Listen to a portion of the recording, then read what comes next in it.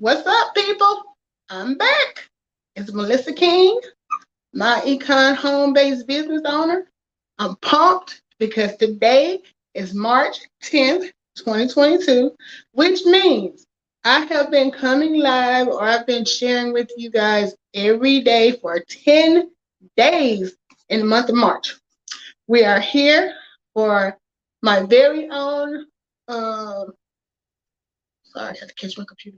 For my self-proclaimed, not a holiday, but a designation of March as the month for financial education. Shoot, if we could have National Donut Day, Slap Your Mama Day, Walk Your Dog Day, I can have a whole month talking about financial education. I said that. So that's what this is. This is March Money Madness. And we're just getting on here for a quick 5 to lately almost 10-minute conversation about money, just everyday stuff, things that you may not think about, things that you have thought about, things you may have questions on. I am no expert. The company that have my home-based business with is called myEcon, which is short for My Economy. So the only thing that I'm an expert on is my economy. Okay? So I can't talk about yours and I can't talk about everybody else's, but I can share with you what I've learned and how I'm using it and how it's helped me. So the purpose of these videos is not to try to convince you to buy anything, to convince you to join anything, to convince you to become a home-based business owner. I'm just telling you my experience. The purpose of these videos is just to inform, educate, and slightly entertain. Every now and then, you know, I might try to throw something in there entertaining, which I will share with you. I plan to share a little something with you today. So today's topic is, oh, and by the way, that $20 Cash App is still hanging out there for whoever wants to go back and answer that question. I'm not finna beg y'all to take my $20. So that's all I'm gonna say about that. Today's topic is do not be afraid to ask questions. I know everybody has heard the phrase, the only dumb question is the question not asked. I'm a witness. Ask questions. Nobody knows everything about anything. I don't even know everything about me. and I'm me. I've been with me for going on 48 years. But I don't know everything about me yet. So how can anybody know everything about money or finances? So don't be afraid to ask questions. I know a lot of times in the past, when we talk about reasons why people do not have financial education, it's because sometimes we're afraid to ask questions. And we think that our question might come across as stupid or something that you should already know, or this, that, and the other. And especially if you're in a crowd of people that seem like they know what they're talking about, you would be surprised because half of them don't know what they're talking about either. They just trying to fake it to make it. And I done been there before too. So ask your question. Now, I said I was going to share a story with y'all. My general policy, and all my friends and people that's close to me know this, is I don't tell stories where I come out looking bad. But in this case, because this is for the education of you guys, I'm willing to share one where I don't come out in the best light. So anybody who is close to me knows that when I was in high school and I graduated, my initial course of study, I wanted to go to pharmacy school and be a pharmacist. That was all I banked on. I didn't have a plan B. I was going to be a pharmacist. So, I went through the first 2 years and I got ready to apply for pharmacy school. We only have 2 in our state. That's Auburn and Sanford. My parents made it very clear that they were not paying no out-of-state fees, so that was not an option. So I applied to both schools, had a very good GPA, but there were like 1,000 other students that applied that had a very good GPA too. So I did not get in the first go around, and I had to move on to plan B. Now, I wasn't no trooper. I didn't just shake it off and, just moved on. I was depressed.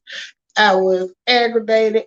I was disappointed because I had never not achieved something I set my sights on. And so when the summer rolled around, leading up to that junior year, I had to make a decision. Or at least I was told by my daddy, look, You need to find something to do. You ain't gonna sit around here and mope and whine about pharmacy school. You need to get a plan B. So he goes to work. He taught at Calhoun Community College. So he goes to work and brings home this pamphlet of health related professions. And it was it was something from UAB, which is where I ended up going to school.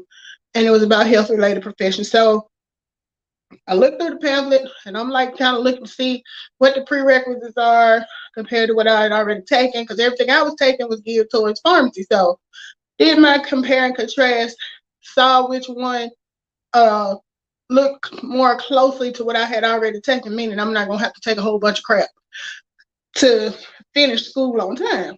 Well, I looked at the prerequisites and everything, but what I failed to look at is, and the thing I settled on was health information management. I failed to look at the definition or the description of what health information management was. The only thing I knew was this matched up with what I've already taken. Let's do this. So, journey with me. Now it's my senior year. I've done all of my pre-reg work. I'm actually in the health information management program at UAB. This is maybe second quarter. And we've gotten to the point where we've started going and doing clinicals, meaning we're visiting sites or hospitals and, getting a feel for the environment that we are about to become a part of with this degree. So we're at UAB. We're in the conference room downstairs. And, they came in, somebody that worked there came in wheeling this big buggy of charts, and it was all these old dusty charts. And I'm like, I turned to my friend Tanisha, which this is where I met my besties. I live in Atlanta, Tanisha and Stephanie. We have been down like four flats ever since. And this was probably the moment when I knew Tanisha was going to be my friend forever, because she told me something I'll never forget. I was like, why are they bringing these dusty charts in here? What is that about? She was like, Nut, that's what your crazy ass is going to school for. This what you gonna be doing. And I was like, oh. What I thought I was gonna be doing, y'all, honestly, I don't know. But I didn't think it had nothing to do with no medical charts. I knew I was gonna work in a hospital and I was gonna be a professional, a healthcare professional. It never dawned on me to ask, what exactly are we going to be doing on a day-to-day basis? All I knew was I needed to walk across that stage and graduate, and this was going to get me there. So that's a perfect example why no question is a dumb question, and why you should not be afraid to ask, because that was in 1996.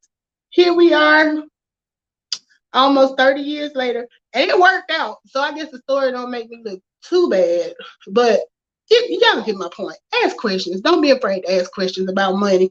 Ask your HR people about your 401k. Ask your benefits people what's being covered. We're so in the practice of just signing stuff, or ask what that W-4 means and what are we saying when we fill this out. Do not be afraid to ask questions, because it could cost you in the end.